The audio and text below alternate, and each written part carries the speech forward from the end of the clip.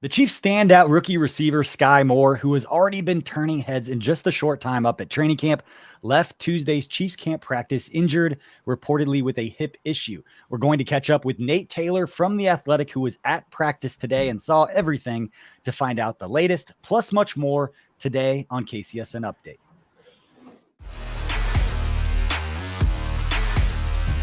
You are listening to KC Sports Network, the #1 podcast network for today's Kansas City sports fans. With former players from your favorite teams, informed perspectives, and former insiders, this is the place for you. You can find us wherever you listen to podcasts, or on our YouTube channel, all over social media, or our morning newsletter, KCSN Daily, dedicated to your Kansas City Chiefs. KC Sports Network is proudly presented by Emprise Bank, your partner in possible. What's up, Chiefs Kingdom? It's time for another KCSN update. I'm BJ Kissel, and it is Tuesday, August 2nd, also known as my wife's birthday. So feel free to drop her a happy birthday in the comment section while you are liking and subscribing if you haven't done that before. I am always excited about Tuesday's shows, even though it's just the second time we've done this, but it means I get to talk to my guy, Nate Taylor, and ask him 5 burning questions about what's going down in Chiefs Kingdom. And there is a lot we need to get to today. But before I do that, a quick word from our partner, DraftKings. Football fans, DraftKings changed the fantasy game forever in 2012, and now they're doing it again with Rainmakers Football. It's their first ever NFT fantasy game. It's a new shot to win millions in prizes. It's the only NFT fantasy game licensed by the NFLPA. Playing Rainmakers Football is simple. Buy, sell, bid, and win player cards of the biggest names in the game through regular drops and auctions.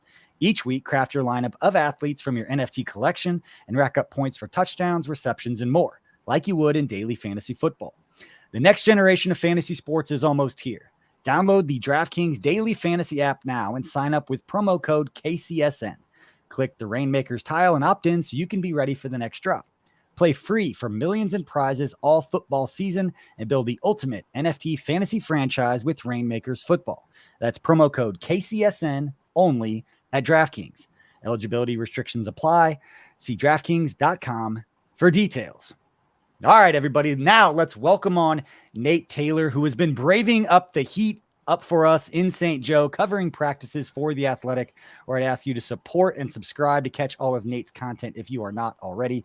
It's worth it if you are a big-time Chiefs fan who loves Chiefs content, and I would be surprised if you were watching this if you were not already a big-time Chiefs fan who knew who Nate was, but go ahead and hit up his content because, Nate, my man, you are very, very good at what you do.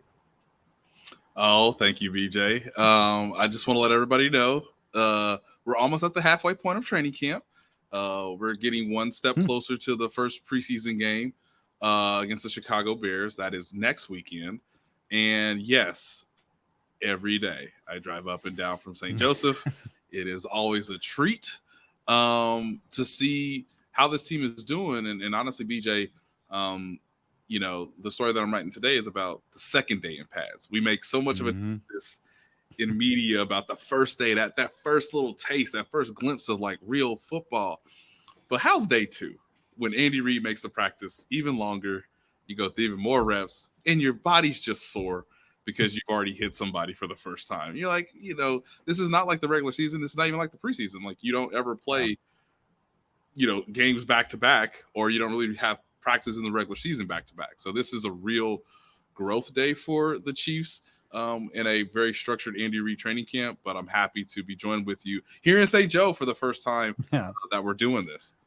And you're the perfect person to ask this because a lot of people who were following on social media saw the video clip, and I know 41 Action News had put it out and we saw it before. We showed again right here, but Skyy Moore during a one-on-one rep goes down with an injury. They're brought up after practice saying that it was a hip injury. Now we only get that little bit that we saw on that social media clip. What did you notice about that? And what's the latest you can tell us about Skyy Moore? Yeah, well, the unfortunate thing is we're starting to see a little bit of injuries get through training camp. Obviously, Jody Fortson's been dealing with a quad strain, and now you have Skyy Moore with this hip strain situation where the biggest takeaway for me was that he hobbled and that it was sort of after the one-on-one repetition had occurred. So it's incidental contact. It's unfortunate. I won't be surprised if the Chiefs give Skyy Moore a day or two off from practice before they sort of put him back out there on the field. But before that, Skyy Moore had really blossomed over the last, I would say, 5 to 6 practices where you could really start to see him piece it all together. Like, what does the quarterback want? Understanding the offense. Obviously, you're moving around a lot on the field.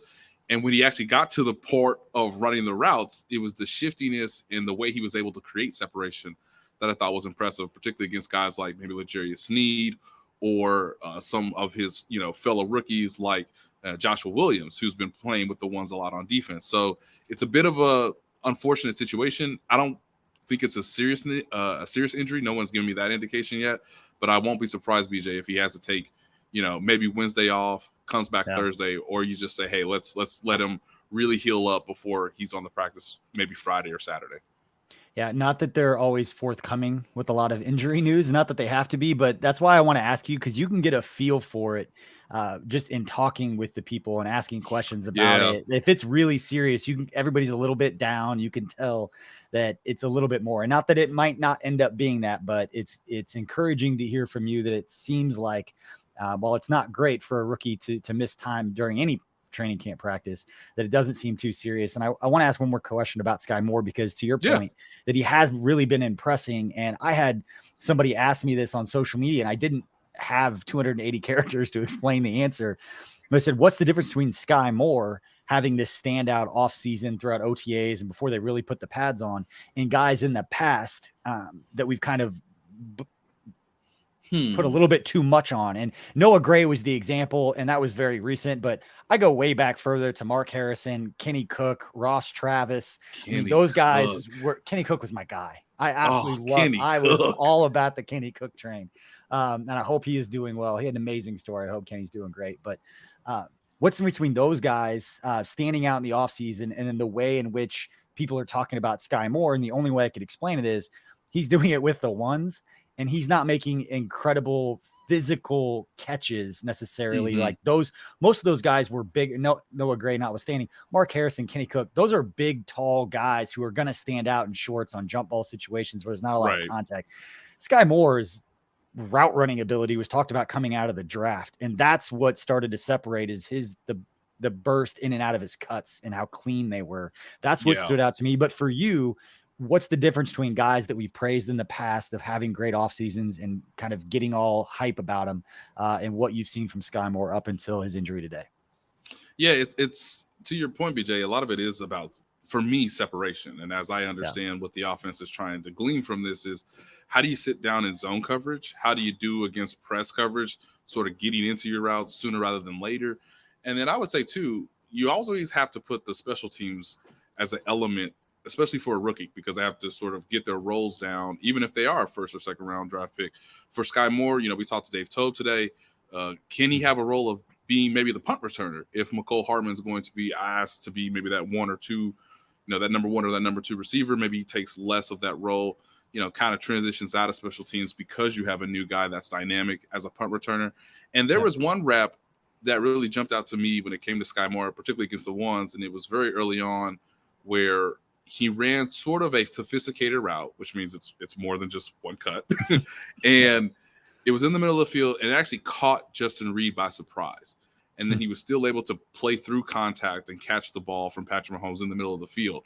So it's a sophisticated route that's in the intermediate to deep part of the football field, which you can sort of project for what he will do in the regular season. And then how does he finish the repetition? How does he finish the catch against a pretty quality defender in Justin Reid, when that level of competition is going to be there on Sundays when you get those one-on-one matchups? So what I always like to see from receivers are, how do you come out of breaks? How do you run routes? And how do you do against contested catches? Because that's what the NFL really is. Like college, you watch any Skyy Moore mixtape, and it's just like, wow, he's open all the time. And that's what college is. There might be one potential NFL DB on a roster in a college football team or in a college football game. Right. All those dudes are on the field in the NFL. So it's a drastic difference for the quarterback and the receiver in a way that I think fans don't quite understand all the time. And so if you see Skyy Moore in the preseason game against the Bears or against Washington, a lot of what I will look for is how does the route start? Does he get to his landmark at the appropriate time that Patrick Mahomes or Chad Henne wants? And then does he catch the ball if it's a contested opportunity against another player who might be just as inexperienced as he is, or more likely will be more experienced than he is because he's a rookie. Yeah. And one thing I want to bring up as we finish off the first of 5 burning questions here with Nate Taylor from The Athletic is if you play that video again with the Skyy Moore injury, the lady at the very end of it, you can hear in the background screaming, "Walk it off." She's just manifesting all of Chiefs Kingdom watching on social media, just hoping to get a good update, just saying, "Walk it off." Shout out to that lady, man. It hurts. Man, it's hot, and this is why it's miserable for the second day of pads practice, because I don't know if Skyy Moore's had a day kind of like this, where again, you've gone through so many reps, and now it's increased, and unfortunately, too many collisions leads to a hip injury. But I think he'll be fine, lady. But I do love fans' enthusiasm. Because obviously they made the trip too, and they want to see what the young rookie has to offer. And she wanted to see him practice. She went up there to see Skyy Moore and catch passes from Patrick Mahomes. She's following everybody's content, talking about how great he's been doing.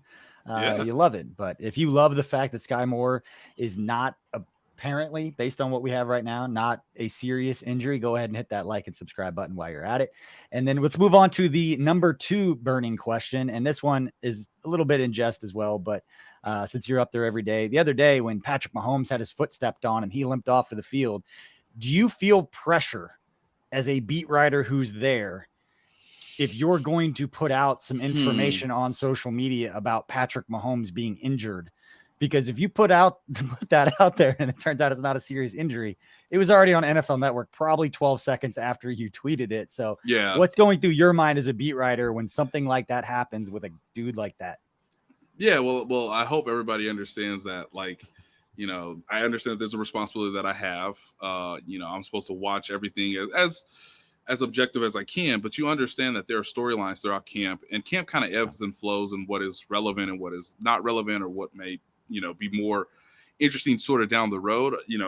1 minute I'm watching George Karlaftis because I know I want to see what he looks like today versus August 10th versus August 18th when camp is officially wrapped up here in St. Joseph.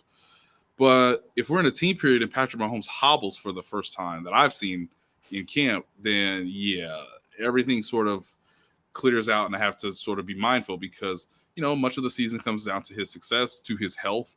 And I understand that because I've been covering camp for going on 5 years now, it's an understanding that I've seen Patrick Mahomes enough to know when things are not looking good or they don't feel right. And because it's the first padded practice, you also want to make note of that too, because it can be a little sloppy. It can be a little disorganized. That's totally okay. As Andy Reid told us after yesterday's practice, he got stepped on by an offensive lineman coming off of a blitz. So Justin Reid sort of collapses the pocket, or helps sort of collapse the pocket. And Patrick is trying to figure out a way to scramble out of it, and he gets stepped on. Now, he didn't take the next repetition. So already there's news there.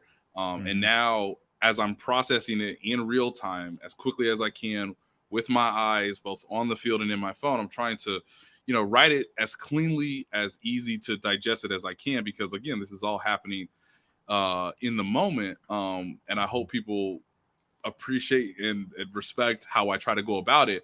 And then if you give one update, I always feel it's responsible for me to give the next update. So if he goes to the medical tent, there he is at the medical tent. And I would do the same thing for, Jody Fortson, obviously when he had his quad situation, or I would do it for someone of, more prominence on the roster necessarily. But with Patrick, obviously you just want to give every step of the way. It's funny. One of my other friends who's also a sports writer called me yesterday, and he was like, "What's it like when you have to tweet that like the star quarterback is jogging with his teammates in practice?" And I'm like, people want to know that because unfortunately, there was one hiccup in practice and it involves the quarterback. So I'm self-editing all the time. I'm trying to write it as clean, as factual as I can. I don't want to necessarily put my opinion in it, but I've seen where he points to his ankle and it looks like it's a tweaked ankle. It looks like part of that is because he got stepped on and he tried to move off his landmark at that moment. So it's there's always a bit of like, you don't want to go too fast. And I tell this to anybody who wants to do writing or journalism, like you don't want to go too fast, but you want to understand the moment and write it as accurately as you can. And so I hope people appreciated that yesterday. And it's good to know that today I didn't have to tweet about Patrick Mahomes because he went through every rep in Tuesday's practice. That is good. As soon as you see it from one person, I go to like the 4 beat writers who are there every day, who I know will take the same amount of care as you will, where there's hundreds of Chiefs fans out there and they can all get retweeted. We've seen it with videos and with just thoughts or what they see at practice.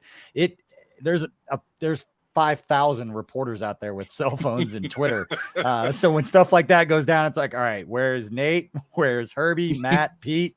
Like the guys that are going to be careful about what they're saying and make sure that they don't fan the flames, so to say, about that. But obviously we're all happy that Patrick Mahomes is healthy. But I wanted to have a chance to ask you that question because I don't think people on the outside quite understand the dynamics of that's nerve-wracking for anybody because you can't be wrong and just be very thoughtful. But again, to your point, you have to be in the moment as well. And speaking about being in the moment, JuJu Smith-Schuster was in the moment yesterday when he put out on Twitter that it was the hardest practice of his life.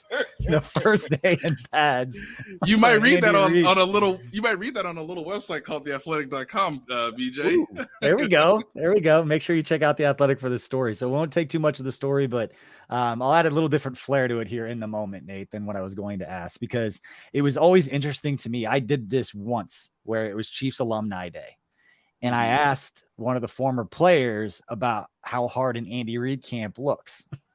And they looked at me like, do you have any idea what we used to do like back in our day? And I had never felt so small. I mean, I was talking to a big dude. So I'd never felt just so small in every different way. They'd be like, dude, we did full padded practices, live hitting like Oklahoma drills 2 times a day for a lot longer time than these guys do. And not that this is not hard. This is not saying that at all. But that kind of gave me that, like, I need some perspective depending upon who I'm talking to. But if you talk to anyone that plays in the league right now, and Jeff Allen talks about this all the time, Mike DeVito has talked about this, and they've played on multiple teams and for multiple organizations, that it is no joke to go play in an Andy Reid, training camp. What stands out to you about covering Andy Reid's practices and just the physical nature that it is? It doesn't mean they're necessarily doing the Oklahoma drills and hitting like that. Right. But these guys are, what stands out to you, not to lead you into it? Yeah, well, to piggy off Jeff's point, it made me giggle to great delight when he said that the first day in pads is always great, and then he immediately wants to fast forward to the regular season, which is so accurate because it's a tempo, it's a speed of which you're getting the reps, and I think that's ultimately what JuJu Smith-Schuster was sort of telling Chiefs fans about, like, oh my goodness. Now that's not to say that Mike Tomlin, the head coach of the Steelers, doesn't run a tight ship or doesn't know how to practice physical. I just think most NFL coaches, in contrast to Andy Reid, like to be a little bit more deliberate, or they like to be diligent in the idea of, making sure that everything's right and then we go. And I think Andy Reid sort of works in somewhat of a backwards way, where it's like, I want to give you as many reps as possible, as quickly as possible, so that you realize that the game here is really, really fast, so that when you get to the regular season, nothing feels too fast for you. And that's a thing that really translates over to younger players. Most specifically last year, I think it was really beneficial to Creed Humphrey. You're going to be snapping the ball and communicating with Patrick Mahomes about what you see from the front seven on every play against the Cleveland Browns to start your NFL career. You are the starter. And so on these long, rep periods, on these, team blitz periods, on these 2 minutes, 7 minutes, down by 2 scores, they go through a lot of scenarios, but it's always done in a faster tempo than you would normally see during an NFL game. And I think that's where Andy Reid sort of separates himself, where receivers specifically, and I feel bad for them when it comes to Andy Reid, because you have to be fast. You have to be able to catch the ball. You have to be able to run through contact, or obviously press man coverage, which is what the defense is playing most of the time. And we need you to run another route, like, as soon as possible. I need you to get back in the huddle, figure out what Patrick wanted you to adjust here. Hey, I kind of wanted you to cut in a little bit more here. Or, hey, if you see that defender lag, like, sit down a little bit because I want to get the ball to you a little quicker, and let's do it again, like, really, really fast. And I'm just going to say this as adequately, as comfortably as I can. I imagine Ben Roethlisberger does not throw the ball as fast and go through plays as quickly as Patrick Mahomes does. But that is all through Andy Reid's sort of viewpoint of all this. So I can show you these things in our meetings because we did 10 more reps today than you would have done at another NFL team, which gives me more ways to evaluate you, which allows you to get better, which allows us to work faster towards the next thing, the next install group, the next phase.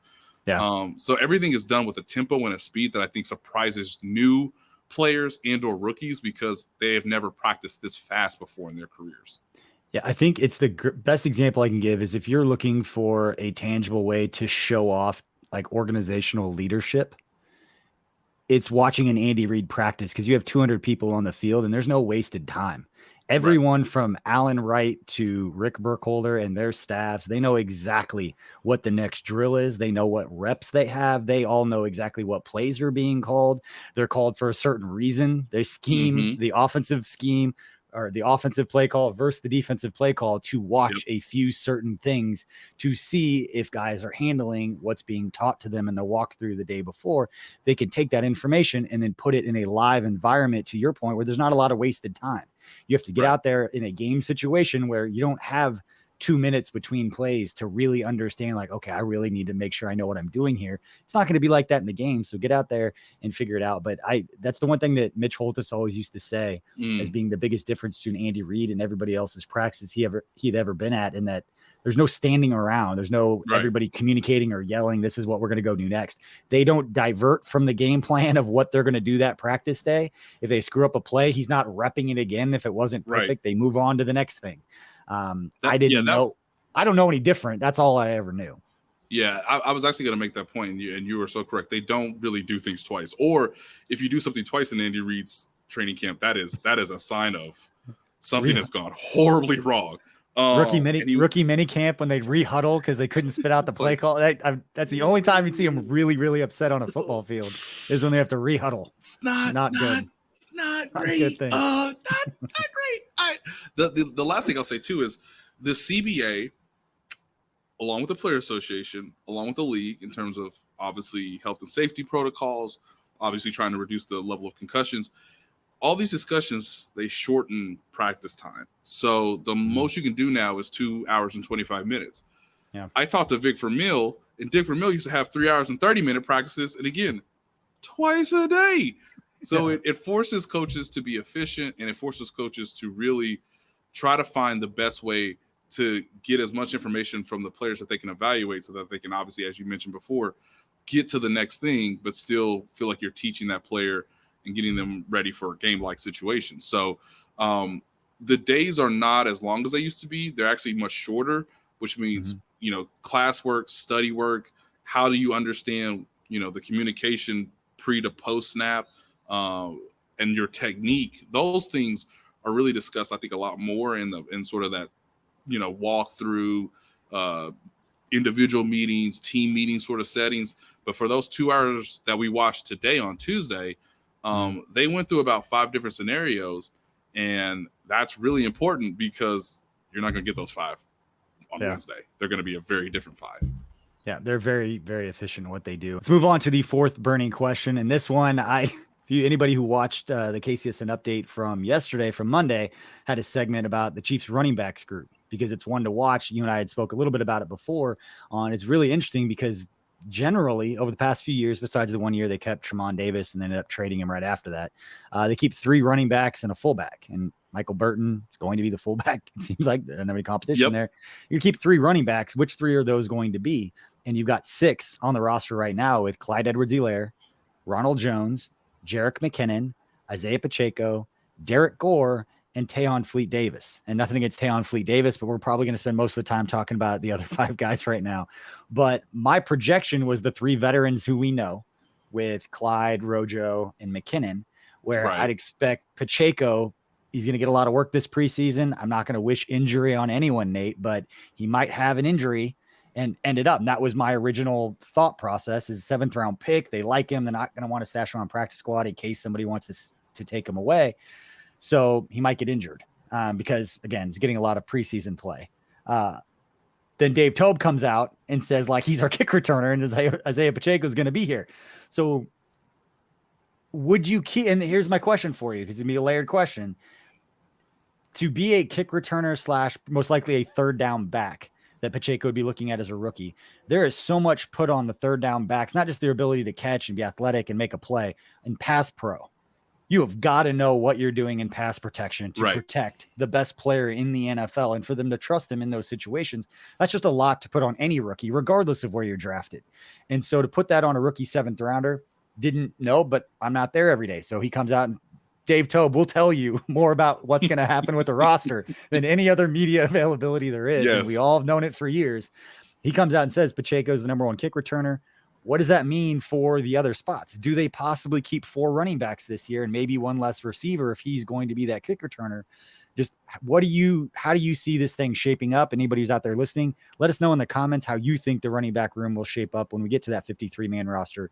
But Nate, as it stands today, what would you put your money on? Right now, Dave Toub basically told us that he wants the Chiefs to keep 4 running backs, and that is unusual in past years for all the reasons you mentioned, BJ. The first 2 preseason games against Chicago and Washington are going to be the most important games in Isaiah Pacheco's life. That's just where it stands right now, because every kick return, Dave's going to basically ask him, I don't care where you take the football, whether it's in the back of the end zone or at the goal line, bring it out. Let's see what you can do. If he has a highlight or two, or if he shows the ability to sort of make that first guy miss and to get to the hole quickly. Now, he's one of the fastest running backs out of this rookie draft class. He ran a 4.3 40 at the combine. So I'm eager to see how it looks. I tweeted it the other day. Isaiah Pacheco can run routes from the slot. I've seen it. It looks interesting because that speed in the open space is just fascinating to watch. The problem now becomes, can you be the third down back for protection? Because I really think the best player to fit that role right now is Jet McKinnon. McKinnon did it at a very high level last year when he was on the field. It's one of the reasons why he had success in the postseason, I believe, beyond just when he had the ball in his hands. Clyde Edwards-Helaire is your starter as of right now, so you can pretty much lock him down for his role on the offense and in the 53-man roster projections. Ronald Jones becomes a real interesting sort of twist into this, because I think the Chiefs realize they need to have a 1-2 pair at the running back position. And Ronald Jones provides probably more durability than what Jarrett McKinnon has shown in his 9-year career, because McKinnon usually has phases of playing really well and then he has an injury. But that's usually what happens at the running back position. You get hit a lot. So Dave Toub is really asking Andy Reid, can I keep Isaiah on kickoff return and ask you to find a role for him on a couple plays in a regular season game on offense if he's going to be up as part of the active roster on game day? If it does not go well for Isaiah Pacheco, then I think Skyy Moore, or you could look at maybe McCole Hardman, could be your standardized kick returner. Ronald Jones needs to perform well in the preseason, because that will be the first look of him in the real Chiefs offense moving forward.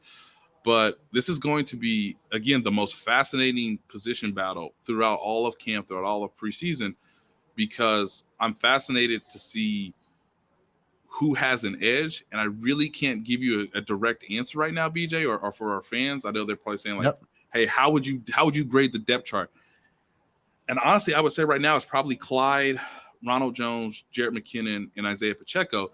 But that 2 through 4 is tight, like really tight. So although the team has been in pads yet, we've seen a lot of one-on-ones between offensive linemen and defensive linemen. We have yet to see the one-on-ones between linebackers, safeties, and running backs. So when that happens, that may be the next part of the evaluation for that position. I want to see Leo Chanel against Isaiah Pacheco and just see, let's see what you got. Let's see what you got, man. Oh. All right. Final and 5th burning question. This is about Frank Clark. He was pretty open and honest with the media during his media availability the other day. what's a realistic, and I think anybody who's watching would have a chance, that basically said like he knows he hasn't been good enough, and he definitely doesn't feel like he was good enough last year, needed to make some changes, cut out alcohol, be better to his body, eat better, all of those things that some Chiefs fans like, that he was open and honest, and some just like, we're paying this guy a lot of money and he's doing these things. I've always defended him because I had a chance to be around him. A lot of the ways that he's talking, the way that he's helping young guys, and stuff that I saw from the beginning, where he wasn't putting up numbers, but he was going out of his way to help his teammates. And that's why I always support and want him to be a part of this and want to be a part of another championship team. But, in 3 years, he has 18.5 sacks. It's not what the Chiefs or what Frank, even for himself, had expected when he came. He's only 29 years old is the other part of this. Now he's lived a tough life. That's not quite like the level of Tamba, but is an older 29 years old. But what's a realistic expectation for Frank, for you, for this season? The number one thing is just got to be health and peace of mind. And I think that's what he showed us in a very revealing, vulnerable manner on Saturday. And I appreciate him for that, because like you, BJ, we've always liked Frank, because I don't think he ever shied away from whatever the circumstances were in his performance. Now, I think for fans, I would always tell fans, you want honesty, you want truth, you want to feel connected to that player. Because you're a fan, you're rooting for the team. You're obviously interested. It's our job to give you as much information about the team as possible. And I just want to give a professional athlete, another human being, a professional, an adult, a chance to answer the questions the way they want to answer them. Frank does that better than just about anybody on this team. I think when you look at guys that are interviewed, a number of times based on their prominence on the position, what they mean to the team's success or failure, it's really Frank Clark and Travis Kelce right now, in terms of guys that I'm most fascinated to sort of hear their perspective, gain some knowledge, and then obviously with the context of their own performances, remind fans what their situation is. I think a reasonable expectation is that he stays healthy, BJ, that he is more of a leader. He looks completely different to me. He spoke in a way that I thought was, again, really revealing, because I knew how hard last year was on him, which is why I asked him the question, how hard was last year? And then he gave a very detailed answer about how hard it was mentally, physically, and emotionally. From a statistical standpoint, I think the barometer for him is around 8 to 9 sacks in a 17-game season. Just being a consistent pass rush threat. The idea of winning one-on-ones. We're seeing more speed and burst from him off the line of scrimmage. That dates back to, honestly, January of 2020, when the Chiefs went on their Super Bowl championship run. So there's an element of that where he can still be a special player in certain moments. I think it's important that the Chiefs went on first down, because that's always sort of geared towards Chris Jones and Frank Clark's ability on third down. And if he plays well, then, hey, maybe Steve Spagnuolo doesn't have to blitz as much as they did over the course of last season. But I would say 8 to 9 sacks, consistent pressure on the quarterback. Last year, I believe he had 17 quarterback hits. If you get up around the 20s, that's a really good season, because you're getting to the quarterback at least once a game to affect, the outcome of whatever that play is. It may lead to a turnover. It may lead to a big third down incompletion. Obviously, I think fans are more than aware of that. So the key thing for him is he's got to be healthy. Last year, he had no legs because he had hamstring injuries on both his legs. So it took him basically until November to feel mostly healthy. And even with that, he still wasn't at the weight that he wanted. So he's trimmed that down. Obviously, you mentioned he's made, what appears to be healthier choices for his overall body and trying to maximize his peak performance with, cutting out alcohol, cutting out red meat, trying to be more, just a little wiser. And I think that's something we can all sort of aspire to as human beings, as people who are getting older by the second. Can I be a little wiser as I get older with this stuff? But I'm really fascinated to see how this season goes, because and I think he realizes this too, and I think fans should be aware of this. When you think about Frank Clark, his success is really tied to George Karlaftis' success. Yeah. Because those guys have to work off one another. Yes, Carlos Dunlap will be in the mix, and we haven't seen him yet, but he's set to practice on Thursday. But he's taking so much time to build George Karlaftis up so that they can each feast on one-on-one opportunities when presented. And so if George Karlaftis has a nice rookie season, a lot of that can be translated or equated to, Frank Clark's veteran leadership. And I think Frank is starting to see that, like, he's had the individual success. He's had a feeling that very few players in this league have ever had. I was a pass rushing phenom at the height of my powers to help a team win a Super Bowl for the first time in 50 years. And and people not rewrite history. Frank, and I think 70-80% of the playoff games had a sack in the final 5 minutes of each one of those games. He shut down games. Like he closed the games down. Yeah. He shut down games. He has one of the highest sack totals in NFL postseason history, which I think fans often forget about too. Yeah. But now it's about what can he do for the young guys? How can he reinvent himself? And again, it's just really, really compelling. Because he knows how important this opportunity is, and he understands too that based on his contract situation, this might be his last year in Kansas City. And how do you want to leave the organization? How do you want to leave this chapter in your career? Much of that will be determined with what he does this season. I don't think you can be anything but optimistic, and you just sit back and say, what would this defense look like if Frank Clark goes out and has the best year of his career? Not that he's going to go out and get 17 sacks and be at the top of the league, but if he comes out there and gets consistent pressure on the quarterback and opens up things, to your point, we know what Chris Jones and Carlos Dunlap can do in the middle. We've seen the physicality and the violent, those heavy hands that Kelsey talked about with George Kofferlophagus or whatever Travis called him. And then you've got Leo Chanel as a rush Sam who can get downhill, and his closing speed within 6 yards of anybody with the ball is what stands out about him. We saw it on highlights so far. That guy can get from 5 yards to a tackle faster than a lot of players that I've seen in a long time. So there's 5 options right there who can get after it. To get after the passer for Steve Spagnuolo. And so we're all rooting for Frank. I think anybody who's had a chance, and we both have had a chance to talk with him and kind of know what he's about. And to your point, we'll answer the question, and he'll stand there when he's not playing well, and he'll kind of own up to it even when he's not feeling well, and he won't make excuses for himself. Even when it feels like people around him would probably make excuses for him to be like, hey, this is real. But it's going to be interesting to see what his season looks like and how healthy he stays throughout the year. But Nate, man, I appreciate your time. That's all we've got for today's KCSN update. We appreciate Chiefs Kingdom for watching and listening to this show, whether you're watching on YouTube or listening to the podcast version. Please go ahead, rate, review, subscribe, all of those good things, and let us know what you think. And we appreciate your time. And Nate, I will let you wish everybody, what final thought do you have for us before we say goodbye? Yeah, thanks for having me. Thank you to everybody who watches and listens, obviously, to the podcast. I would say that the last thing is we're getting close. We're almost at the halfway point. I would just say that how the linebackers look moving forward will be really, really fascinating to me, because you're starting to get, obviously, the more physical nature of the game, but obviously Andy's going to still pass the ball a ton. So it's that mix and matching, that balance you have to have being an NFL linebacker is extremely hard in this league. And so can Willie Gay get through this clean? Can Nick Bolton continue to grow as a leader in year 2? Elijah Lee, my guy, I was going to mention if you didn't. Yeah, local hometown guy. His first stint with the Chiefs seems to be doing well. He might play a role on defense and special teams. And then obviously Leo. I mean, we're starting to see it, man. We're starting to see where okay, I could see why he was a 3rd round pick now, because when he touches you, you stop moving. You stop going forward.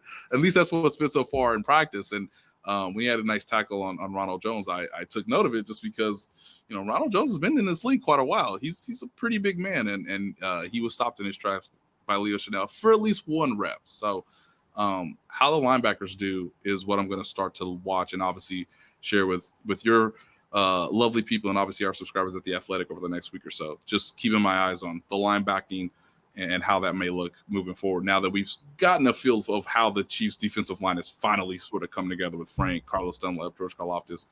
Now it's about, okay, how is that linebacker group going to shape up? Are they going to keep 5 players or 6? Yeah. That's also a part of the equation as well. All right, those guys will keep fighting through it, and you'll keep fighting through it as you get up there to bring us all the latest news and updates. Nate, we appreciate it. Everybody, until next time, please be kind to one another.